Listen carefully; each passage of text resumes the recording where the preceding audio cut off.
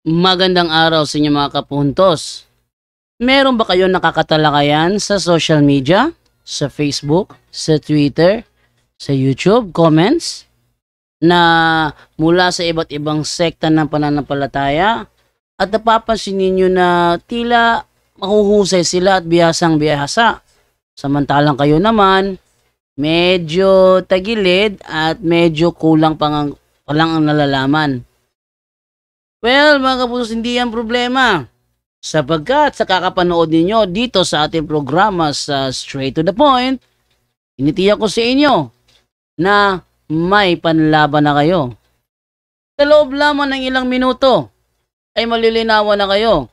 At tinitiyak ko sa inyo na sa dahan-dahan, gradually, may panlalaban na kayo. Kaya sa mga bago pa po sa aming channel, please po don't forget to hit the subscribe button, the notification bell, para maging notified kayo sa bawat video na ilalabas ko sa channel na ito. Kaya wag na po natin patagalin. Simulan na po natin.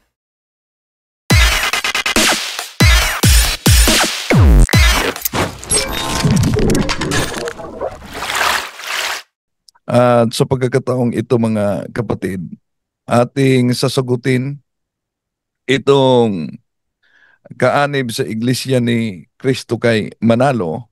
Una, yung paggamit natin sa pasugo na pandaraya daw. Anong punto niya? Sasagutin natin ito. Booking natin yung kasinungalingan na naman ng mga membro ng Paganong Katoliko. Ginagamit ang mga pasugo para sabihin na makapuntos daw. Kasi gumamit siya ng pasugo na may petsang October 1951. Yan daw ay nakasulat sa page 26 na mismong ang pasugo daw natin ay umamin na ang Iglesia ni Cristo na lumitaw noong 1914 ang Iglesyang Antikristo daw. Pinipilipit dito sa kaanib ni Felix Manalo ang pahayag ko at sasagutin natin ito. Bakit? Yun daw umanong pasugo nila, sinabi ko na umamin na sila'y Antikristo. Una, ang sabi ko, kaya nga di nila ilabas, ano ba ang nakasulat sa kanilang pasugo? Yun ang sinabi ko. Ano ba ang nakasulat sa kanilang pasugo magazine? At sinipi natin yan. Bakit sinipi natin yan? Dahil yun ang totoo. Na ang Iglesia ni Cristong tatag ni Felix Manalo ay siyang katuparan. Sa ano? Katuparan sa tinatawag na Antikristo sa Biblia. Di man natin layunin na saktan ang damdamin ng ating mga kapatid sa iba yung pananampalataya, lalo na sa mga kapatid natin sa Iglesia ni Cristo.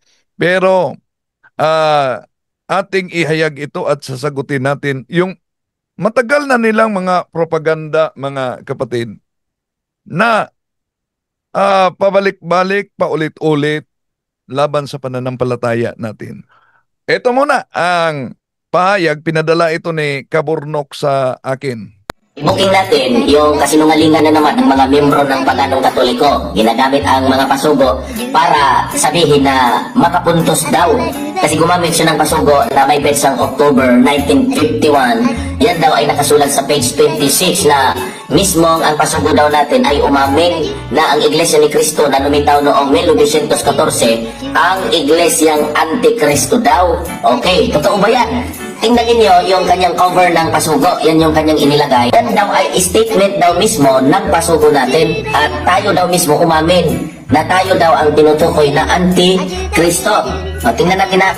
Yung cover ng pasugo kanina, kung mapansin niyo, iba no?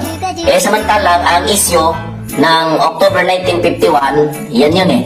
O, dyan pa lang mahahalata mo na nagsisinungaling talaga itong membro ng Pagano Katoliko. Tingnan natin. Yun. Una, itong kaanib ng INC, tulad sa iba, di talaga magpapakita, no? Takot sila.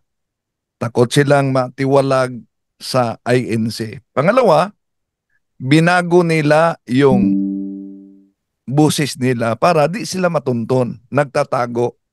Di ba? Sino ba ang mahilig magtago at di lalantad? So sasagutin natin mga kapatid dahil sabi dito, narinig nyo naman, pandaraya daw dahil iba ang cover ng pasugo. Pag iba ba ang cover na ipinakita natin, daya na ba yun? Eh di, inaamin naman nila na sa kanila ang pasugong yan. Ya? At katunayan, pinakita talaga nila sa kanilang live ang cover ng naturang pasugo kung saan sinipi natin. Yung ipinakita at tinatalakay natin sa publiko. Pangalawa, sinabi ko raw na inaamin ng kanilang pasugo. Kaya nga hindi nila inilabas yung pahayag ko. Dahil ang sabi ko, ano ba ang nakasulat sa pasugo October 1951 sa pahina 26? Ituloy natin mga kapatid dahil kahit tinatalakay niya dito, ayaw niyang mabigkas ano ang nakasulat.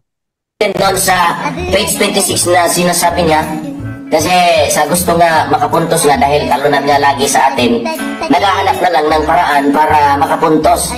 No? So, naghanap daw umano ng paraan para makapuntos. Kaya nga, yun ang ginagawa nila. No? Pinipilipit nila ang ating pahayag at binabago. Kaya nga, di nila ipinakita talaga ano ba ang sinabi ko. Sinabi ko bang kahit sa kanilang pasugo magazine, inaamin nila na sila'y Antikristo. Ang sabi ko, ano ba ang nakasulat sa kanilang pasugo magazine? Ito po ang ating mabasa. Ngayon, binanggit ba niya na nakasulat talaga yan sa pasugo magazine nila? Malinaw naman ang sinabi niya, nakasulat sa pasugo magazine. Basta makapandaya, basta magsinungaling, gagawin lahat eh. Tama. Basta magsinungaling, gagawin lahat. Bakit? Naalala nyo ba yung wala silang komento? Ano ba yon? Naalala nyo ba yung inilabas niyong report kaugnay sa hindi totoong pare? Nabuking sila sa balita nila dahil ang ipinakita sa napakilalang pare, liminister. Ito, ulitin natin ha. Metro Manila. Sa lokal ng Camarin Distrito ng Caloocan North, kabilang sa mga dumalo at nag-anyaya ng mga panauhin ang isang dating paring Katoliko. Isang dating paring Katoliko talaga. No? Ito'y kabahagi sa tinatawag na propaganda. Propaganda. Isang propaganda lang para may kayat na, tingnan nyo, isang paring Katoliko. Ngayon, yumakap na sa INC. Pero, sa kanilang video, booking sila. Dahil ang ipinakita nila, 14 na taong naging pari. 14 na taon naging pare, pinakita nila. Pagkatapos, liminister pala. Liminister. So, dumaan ako pagiging production director, dumaan ako pagiging editor, nagiging inosente siguro ang kanilang editor-in-chief dito na ipakita ang kasuotan niya na liminister. Dapat ang ipinakita nila yung nakasuot siya ng abito at estola tulad sa pagpunta sa kapelya. Eto. At nagsilbing parish priest ng Epiphany of the Lord Parish sa Camarin, Caloocan City. Bagay lang ito, pero ito tuloy natin mga kapatid dahil puntahan natin si Miss, pinakita natin dyan mga kapatid na hindi yan pare ng Simbahang Katoliko kundi liminister. Pero ibinalita nila, pare daw. Wala silang komento kaugnay dyan. Di ba? Ang ginawa nila ng komento, etong Pasugo Magazine na sinisipi ko na pandaraya daw. Sagutin natin. Yan yun. Sa page 26, sinabi kasi dyan, yan yung kanyang pinutol. Ano ang mapapansin ninyo doon sa kanyang ginamit? Diyan kasi, sagot sa polyeto. Ayun, ibig sabihin, may sinasagot ang pasugong yan. Karugtong na nasa pahina 15. Kung mapapansin ninyo, putol yan. Iliwat natin sa Tagalog at ganito ang kahulugan. Ang Antikristo. Ibig sabihin, yan ay mula... So, yun lang nabasa, ang Antikristo. Pagkatapos, di talaga kaya niyang banggitin mga kapatid. Ano ba ang nakasulat, ano yung sinipi ko, no? Parang takot siyang banggitin, iyon lang pamagat, ang pamagat na ang Antikristo. Bakit? Ano ba yung sinipi ko diyan na sabi niya pandaraya daw? Dahil bakit daw pandaraya? Iba daw ang cover sa pasugo. Pasugo naman nila yan. Kahit pa iba yung pinakita ko, pero kinumpirma nila na nakasulat sa naturang pasugo. Iba ang cover, pero kinumpirma nila na sa Oktubre 1951 sa pahina 26, yun ang nakasulat na ayaw niyang banggitin. Ito kasi ang nakasulat sa naturang pasugo magazine. Sa panahon ng digmaang pansanlibutan ng 1914 ay may nagsiparitong mga antikristo. Sila ay nagsiparito sa pangalan ni Kristo. O yun ang sinipi ko. Bakit? Ito ang pahayag nila. Ituloy muna natin. Sa salitang Ingles na Tinagalog. Kasi nandiyan, pinutol niya, hindi niya sinama yan eh. Iliwat natin sa Tagalog. At ganito ang kahulugan, ang Antikristo. Ibig sabihin, galing sa English yan at translate sa Tagalog. At ang pinagmula na page ay 15. Sagot sa polyeto, yung kanyang pinutol. Tingnan natin doon sa page 15 kung ano ba talaga ang nakasulat doon. Kasi yan yung pinutol niya eh, na sinabi daw natin, inamin daw natin na ang Iglesia ni Cristo daw ang Antikristo. Ayan dito sa Una, wala kong sinabing inaamin. Kailan ba ninyo aaminin yan? Ang sinabi ko, ano ang nakasulat sa inyong Pasugo magazine? Ang tanong, nagsinungaling ba ako? Di ba nakasulat talaga sa inyong Pasugo magazine? Tuloy natin. Anong palusot nila? page 15. Sa page 15. Makikita natin dyan, nandyan ayun. English pala siya. The Antichrist. Yun, tinagalog siya doon sa page 26. So, yung mapansin ninyo na ang kaniyang binasa, The Antichrist, ay yung heading lang. At iniwasan niya, ano talaga nakasulat. Kasi nakasulat dyan English eh. At malalaman natin yung pinutol kanina, no? Kaninong statement ba yan? Statement ba yan ng Iglesia ni Cristo? Sabi kasi dyan sa taas lang, sa paghahangad ng nabanggit na Ginoo, so ibig sabihin may sinasagot yung Pasugo na miyembro sa Iglesia ni Cristo. Sino yon? Si Ginoong Pangilinan, Katoliko. Kasi nililibak nga niya ang Iglesia ni Cristo. Kaya sinasagot ng Pasugo. Sabi dyan, sa paghahangad ng nabanggit na Ginoo, na pulaan lamang ang Iglesia ni Cristo at libakin pati si kapatid na Manalo, ano ang kanyang mahayap na paratang sa amin. Basahin natin sa pahina 14 ng kanyang polyeto. Ayun, The Antichrist. Tapos nakasulat, sundan sa pahina 26. Kasi nga, sinasagot dyan ng article ng Pasugo na isinulat ni kapatid na Joaquin Balmores ang polyeto ni Ginoong Pangilinan na isang Katoliko. O kaya nga nakasulat dyan, sagot sa polyeto na si Kristo ay Diyos na naging tao. Sino ang sinasagot? Si Ginoong Pangilinan na isang Katoliko at tinulig sa at nilibak niya ang Iglesia ni Kristo gamit ang kanyang polyeto. Kaya sinasagot ng Pasugo ito. At ang artikulo na pinamagat ang The Antichrist o ang Antikristo, yan ay artikulo ni Ginoong Pangilinan na isang Katoliko. Kaya hayag na naman ang pandaraya ng mga Katolikong ito sa layunin na makapagsinungaling, makapandaya. O tingnan mo, kaya nga nakalagay dyan, sagot sa polyeto, ang Antikristo. Ibig sabihin, ang sumulat niyan ay isang Katoliko na lumilibak sa Iglesia ni Cristo at sinasagot ng ating Pasugo. Hindi mismo ang writer ng Pasugo ang umamin, kundi sinasagot lang ang paratang ng miyembro ng Paganong Katoliko. Yan, miyembro ng Paganong Katoliko daw. Rabi talaga pag magtuligsa ito. Mga kapatid, nilinawin natin. Inaamin ng kanilang Pasugo, sabi niya, na sinabi ko daw, inaamin ng kanilang Pasugo na sila'y Antikristo. Kailan ba aaminin nila na Antikristo sila? Ang sinabi ko, anong nakasulat sa kanilang Pasugo? Kaya hindi inilabas yung pahayag ko. Dahil pinipilipit, ang sabi ko, ano ang nakasulat sa kanilang Pasugo, October 1951 sa pahina 26?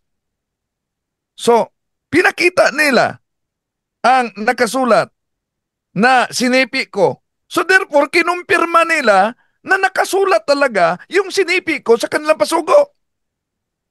Ngunit yung palusot nila, ang sinipi ko daw, pahayag ng isang Katoliko. Pahayag ng isang Katoliko at sinagot ni Joaquin Balmore sa naturang pasugo. Tanong, sinabi ko bang hindi yon pahayag ng isang Katoliko? Di po wala. Sinabi ko bang hindi yan sinagot ni Joaquin? Di ba? Di ko naman sinabi. Pero wag munang magpalakpakan. Bakit?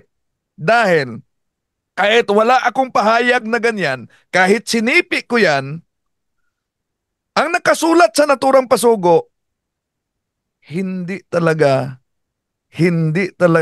matutulan ang katotohanan na yung sinagot nila na ayaw niyang bigkasin, sila talaga ang katuparan niyan. Ano ba ang nakasulat? Balik natin. Ito ang nakasulat. Sa panahon ng digmaang pansanlibutan ng 1914 ay may nagsiparitong mga antikristo. Sila'y nagsiparito sa pangalan ni Kristo. Yung cover issue niya, dinaya daw dahil iba yung pinakita ko, pero kinumpirma nila talaga nakasulat naman ang sinipi ko. Magiging daya yan mga kapatid, una, kung yung sinipi ko di talaga nakasulat. Bakit sinipi ko kung sinagot nila yan? Dahil yung kanilang sagot, palusot lang yan sa katotohanan na sila talaga ang tinukoy. Yung tinatawag nila na iba ang ipinakita ko na cover sa pasugo, maliit lang yan na issue. Ikumpara sa ano? Ikumpara mga kapatid sa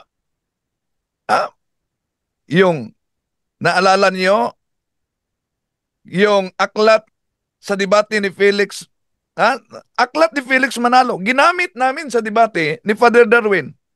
Ano nangyari? Di po ba muntik ng pabulaanan ni Ramel Parma? Oh. Hindi daw umano yan aklat nila. Pero nang napakita, eto, balikan muna natin.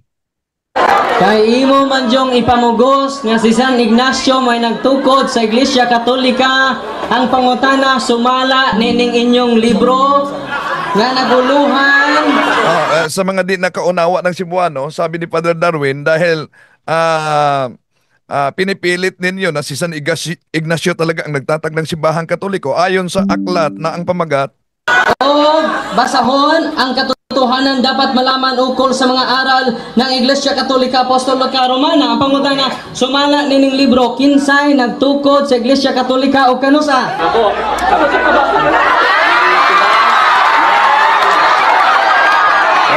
Ang plano kasi namin dito, nasunod na tanong, dahil sabi sa practice namin ni Father Darwin, siguradong hihingin niya ni Parba.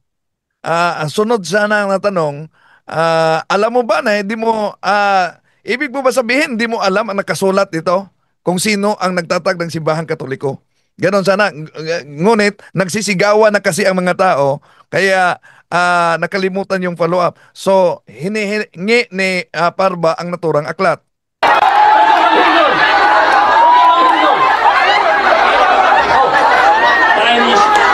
Time is off. There is a request. There is a request. And that request is granted. Sabi ni Parma dito, nasa kasunduan, pwedeng tingnan ang referensyang ginagamit. Sabi niya sa akin, ano na pahina? Sabi ko na sa kanya, ayun, yung pahina na yan. Pero gusto lang lulusot talaga, anong pahina? Paulit-ulit niya. Ako ang nagsabi niyan, yung pahina na yan, may nakabagis diyan. Tiningnan niya.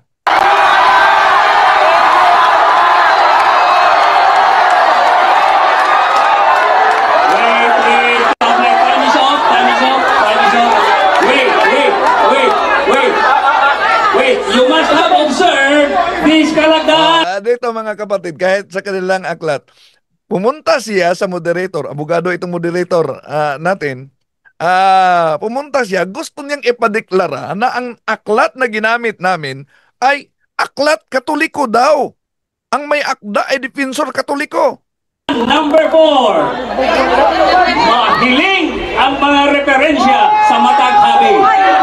So atong hilngon, tagaan nato ang panahon kung musugot na ang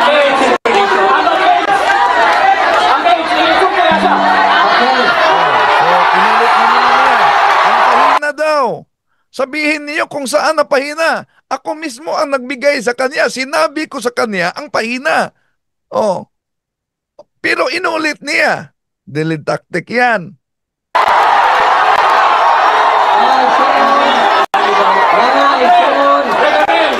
Time is up, time is up. Sabi ni Parba, asan na pahina dahil marami ito. Di po ba, sinabi ko na sa kanya, tiningnan nga niya. Pero, ba't iginiit pa niya, asan na pahina? Okay. Okay. So, what is nakibaw silang libro?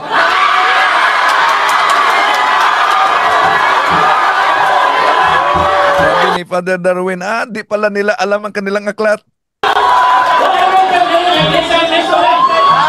Yan. Sabi ni Parba dito, kung mapakinggan ninyo, hindi Iglesia ni Cristo ang nagsulat ito.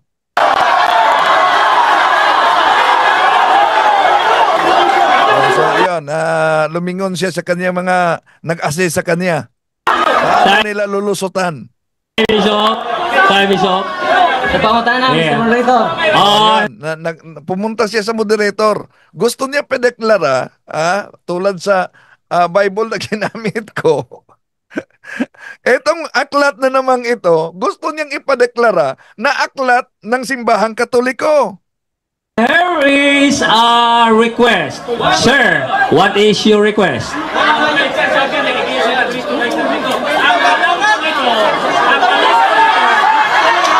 Okay. Okay, kinsay magsusulat? Okay. Interpellation. The request is granted. Ang limawan na ko ang sulat depensor katoliko. Sa mga di nakaunawa sa Siwano, yon ang palusot ni Parba, na sa alam niya umano, ang may akda sa naturang aklat ay isang depensor katoliko, CFD daw. Kaya sabi ko kay Father Darwin, pakita mo ang author. Pinakita ni Father Darwin ang author dito. Kaya nakita niya, may Felix Manalo.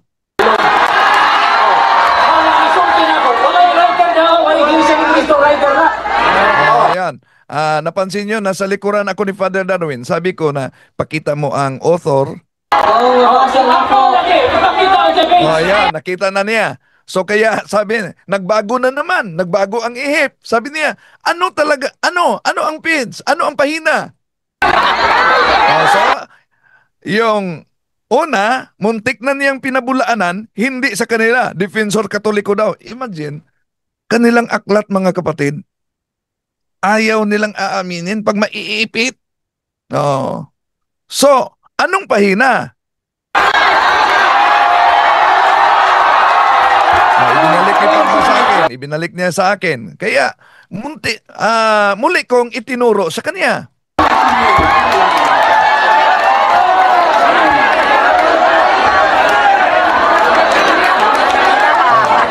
Ibinalik ko sa kanya. Muli kong itinuro sa kanya. Ito.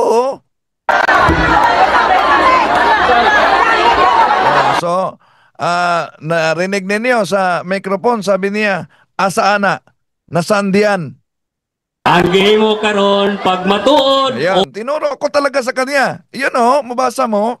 Dili pag matuod, gihiling. At umalis ako. Bumalik ako sa likurang bahagi ni Father Darwin. Ang mga referensya. Maunay ato karong gihimo. Gihiling ang mga referensya. Ang pangutana. Ayan. Napansin niyo, pinagtulong-tulungan nilang basahin, binabasa nila ang itinuturo ko na pahina sa naturang aklat. Pansinin ninyo. Yan ang inyo nga basahon. Gitug-an man nga si Emperador Justino sa tuig 500 century. Ang pangutana karon, muuyon ka ba nga si Emperor Justino ang nagtukod sa Iglesia Katolika. Sumala sa inyong basahon. So pansinin niyo mga kapatid, yung tanong ni Father Darwin, very categorical question. No?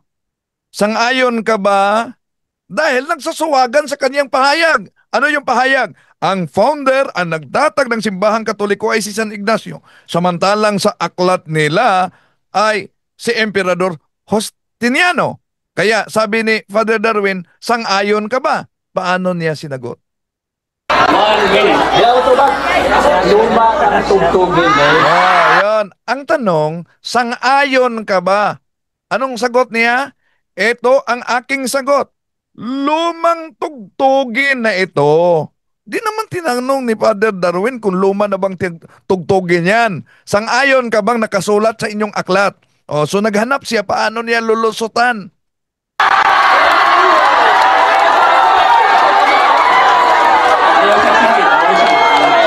Pansinin niyo, may binagisan ako sa bahagi.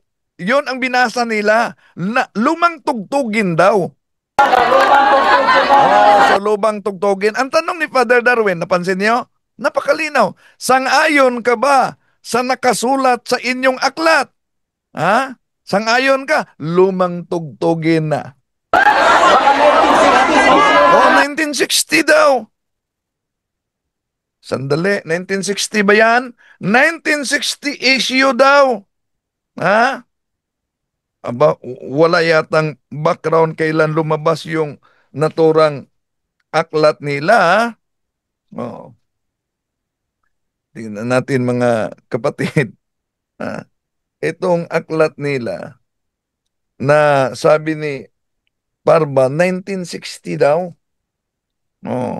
So, di niya sinagot direkta. May, sandali nanap ko yung, nabasa ko yung, 1947. Nakasulat 1947. Lumagbas. Lumagbas si Parba. 1960 daw. Ari ato ba? Sumala sa tabla sa Biblia. So, ang layo, di po ba? Ang tanong ni Father Darwin, sang-ayon ka ba sa nakasulat sa inyong aklat? Anong sagot niya? Ayon sa hula sa Biblia. Ang layo. At hindi lang yan. Malaking issue sa kanila yung ibang cover sa pasugo pero nakasulat naman yung sinepi ko. Dahil di nila matutunan talaga na yun talaga ang totoo. Pero, mga kapatid, yung issue lang sa kasama nila na si Cesar Seneta, alimbawa. Talagang dinikitan ko raw ito. Bueno, bubuksan natin titingnan natin yung Apokalipsis 13:18. Tingnan natin kung may dikit. Ayan. Ito po ang lugar na yun. Ito po. Ito po. Ayan po yun.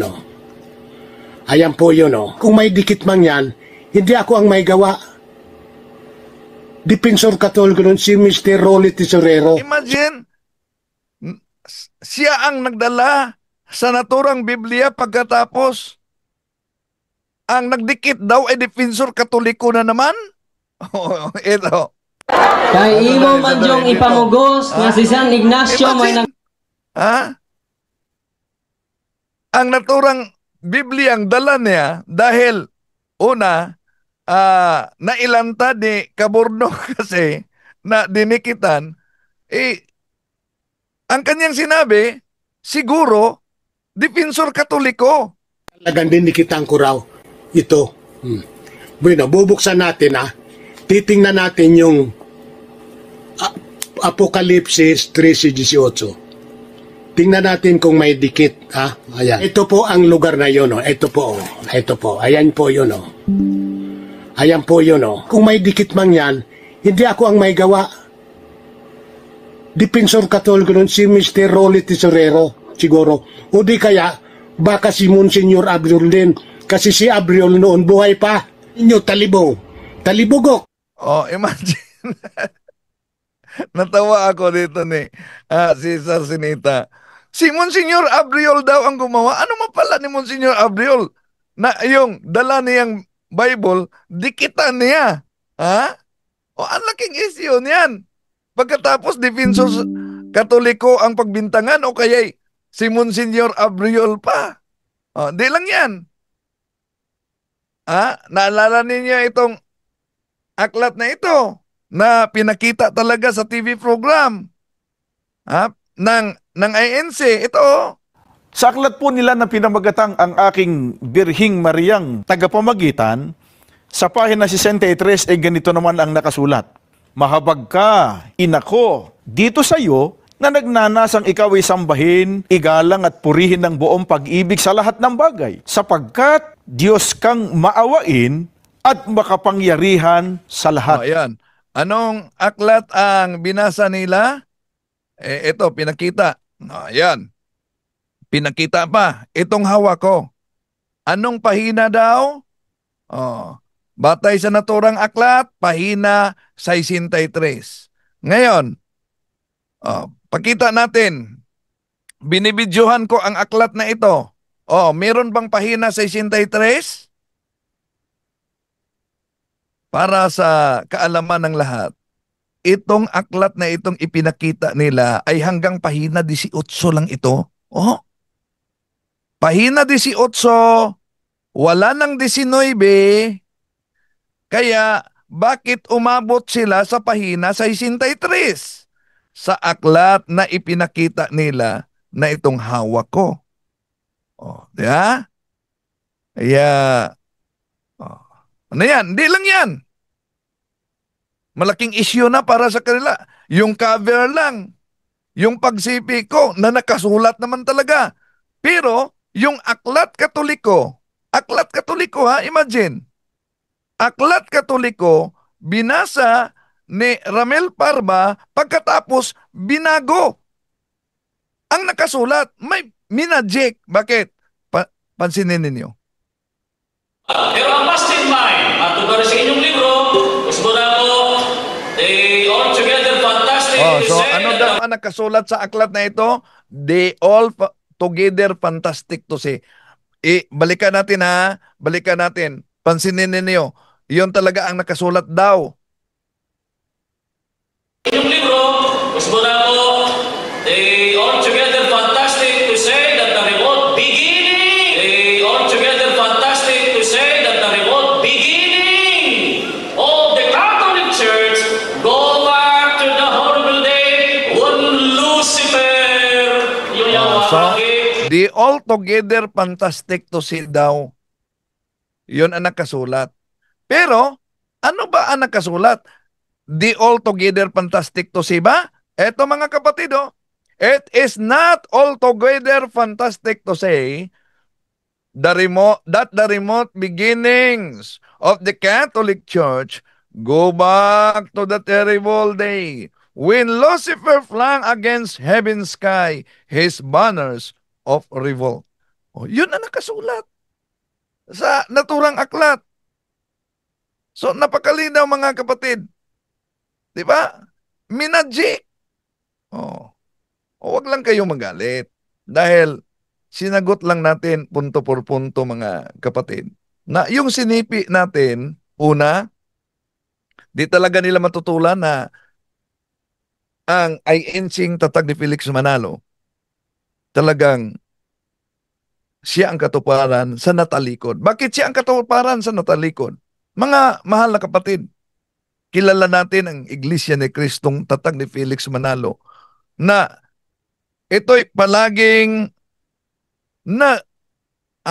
nagtuligsa, taga-usig sa pananampalataya ng Simbahang Katoliko mula pa noong itinatag ito ni Felix Manalo. At ayon sa kanila, natalikod daw ang Iglesia ni Kristo. Kaya nga, inaamin nila na ang Simbahang Katoliko sa pasimula ay siyang unang Iglesia ni Kristo. Mali po ang pagkaunawa nitong si Talibong. At ang Iglesia Katolika bilang isang organisasyon o samahang pangrelihiyon, yan po ang organisasyon pagka sinusi pabalik, yan ang dating Iglesia ni Kristo. Yan ang dating Iglesia ni Kristo. Yan ang dating Iglesia ni Kristo. Hindi po totoo yan. Mali po ang pagkaunawa nitong si Talibong. talaga pong ang Iglesia Katolika Apostolika Romana, talaga pong sa pasimula, yan ang Iglesia ni Kristo. So, yan mga kapatid, ang Iglesia Katolika sa pasimula talagang siya ang Iglesia ni Kristo. Ngunit, giniit nila na ang unang Iglesia ni Kristo na talikod. Kailan ba nagsimula yung aral nila na natalikod?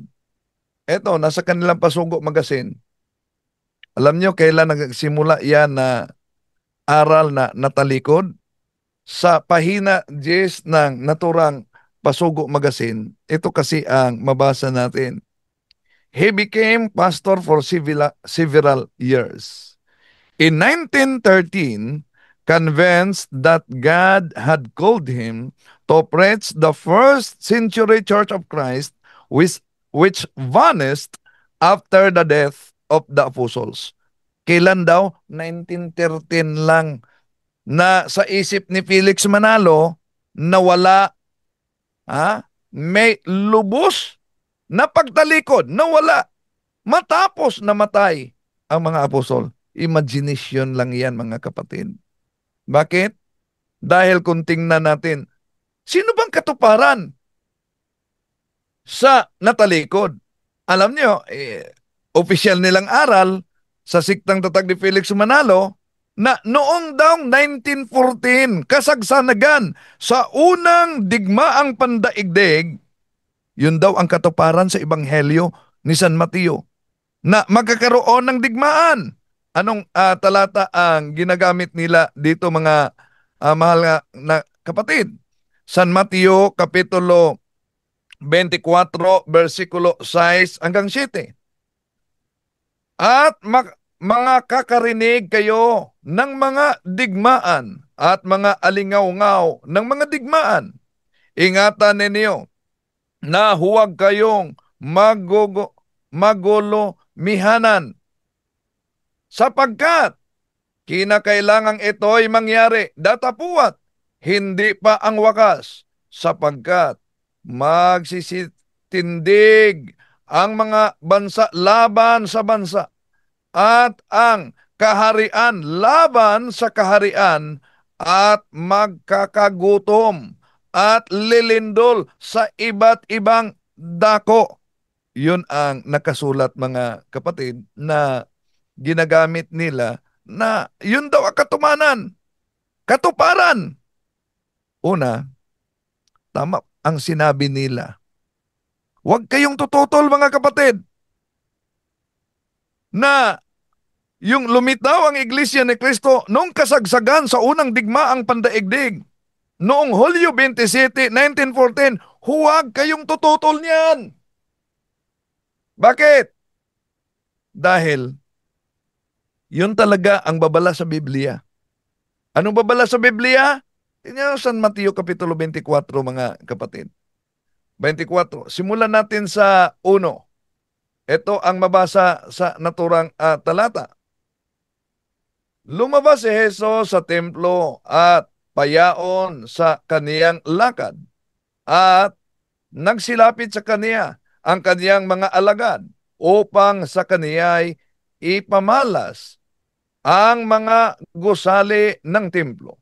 Datapuan, siya'y sumagot at sa kanila'y sinabi, hindi baga ninyo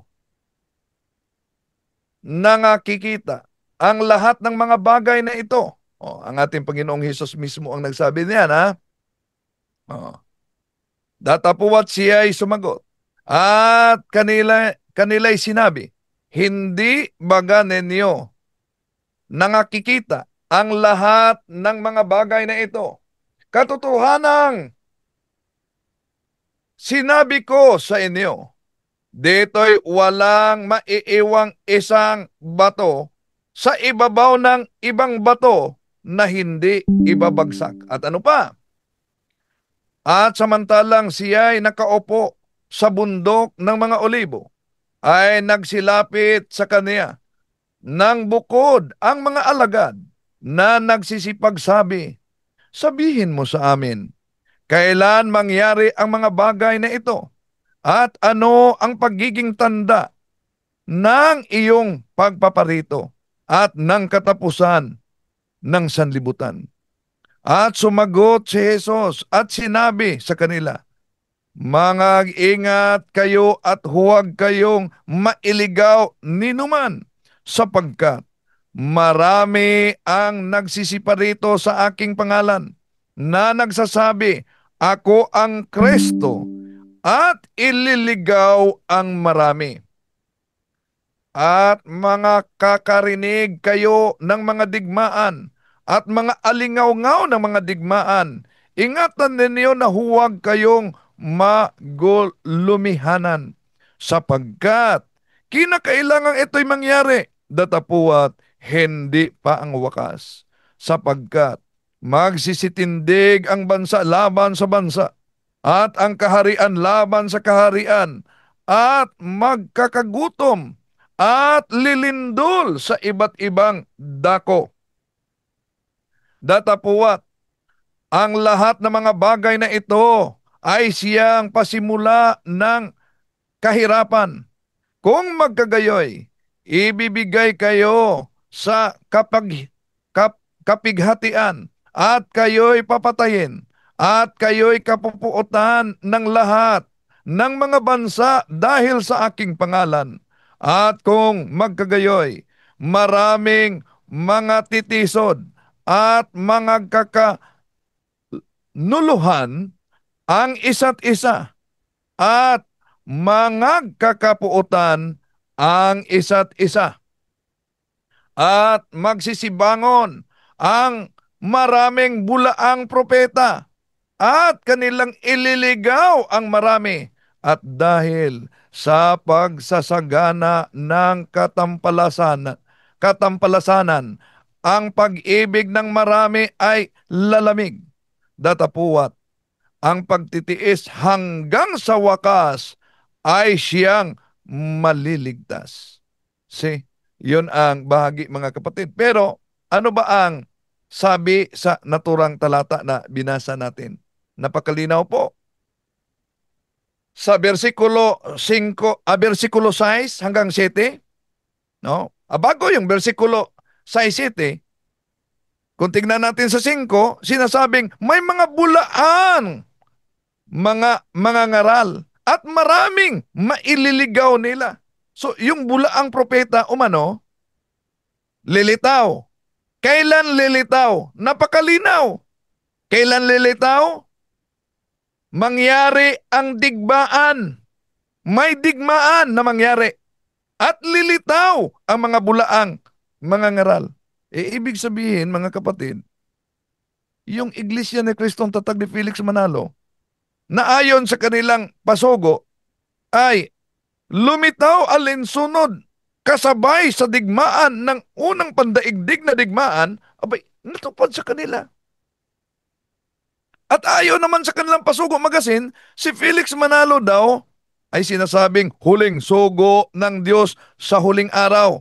Nasa pasugo magasin nila yan na ang sabi, mga kapatid, since the pioneering years of the Iglesia ni Cristo during the time of Brother Felix Y. Manalo, God's messenger, in these last days, sa huling araw talaga. No? So, ngayon, kung binanggit sa kanilang pasugo magasin na sa huling araw, kung ating ding matatandaan, mga kapatid, kailan ba lilitaw yung Antikristo ayon sa sulat ni San Juan? Tingnan niyo sa unang Juan Kapitulo 2:18. May mga aalis, pero may ang iiwanan yung tunay na iglesia. Ito ang mabasa natin, mga mahal na kapatid. Munting mga anak, ito na ang huling oras, at gaya ng inyong narinig na darating na ang Antikristo, kahit ngayon ay lumitaw ang marami ng Antikristo. Kaya nga, nalalaman natin na ito na ang huling oras. Sila'y nangagsilabas sa atin, ngunit sila'y hindi sa atin. sapagkat kung sila'y sa atin ay natili sana sa atin, ngunit nangagsilabas upang sila'y mahayag na silang lahat ay hindi atin. So, napakalinaw mga mahal na kapatid na ang hula sa Biblia may lalabas sa huling araw. So, si Mr. Felix Manalo, kung alalahanin ninyo mga kapatid, dating Katoliko. Kaya nga yung pangalan niya, ayon sa kanilang Pasugo Magazine, Felix, kinuha sa pangalan ng santo, Saint Felix. Ngunit lumabas siya sa Santa Iglesia Katolika at nagtayo ng kanyang sariling iglesia. At ang iglesia na iyon ay nagdala sa pangalan ng ating Panginoon Jesucristo, Iglesia ni Cristo. Kaya malinaw mga kapatid ang hula na binasa natin sa San Mateo Kapitulo 24, versikulo 4. Sino ba ang katuparan niyan? Sino ba ang sinabing sa huling araw? Di ba opisyal nilang aral? Sa huling araw, sugo daw si Felix Manalo. At hindi lang yan. Ano ba ang Antikristo? Diyan sa Biblia. Biblia ang sasagot. Ito ang mabasa natin sa 2 Juan Kapitulo 1, versikulo 7. Sapagkat maraming magdaraya na mangagsilitaw sa sanglibutan, sa makatuwid ay ang mga hindi nangagpapahayag na si Heso Kristo ay nagpareretong nasa laman. Ito ang magdaraya at mga antikristo. Ano daw? Ang mandaraya ay yung hindi naniniwala na si Kristo ay napareretong nasa laman, nagkatawang tao. Ibig sabihin, yun ay kaugnay sa incarnation. Ngayon, sino ang sapol sa naturang talata? Di po mamalinaw yung bumangon sa huling araw? Dahil di nila matanggap mga kapatid na ang ating Panginoong Hesukristo ay tunay na Diyos at tunay na tao. Kaya, kung sasamahin natin ang tatlong talata, San Mateo Kapitulo 24, versikulo 1, Juan Kapitulo 2, versikulo 18, at yung 2 Juan Kapitulo 1, versikulo 7, tupad na tupad ito sa Iglesyang Lumitaw, 1914, Punta Santa Ana, Manila. Di po natin layunin mga kapatid na saktan ang damin ng ating mga kapatid sa ibayong pananampalataya, lalo na sa mga kaanib sa Iglesia ni Cristo. Dahil bunsod sa ating pagmamahal, sana ang ating pagtalakay na ito ay magiging gabay sa ating mga kapatid sa paghanap ng katotohanan. Dito lang tayo, balik sa inyo, Bro Angel.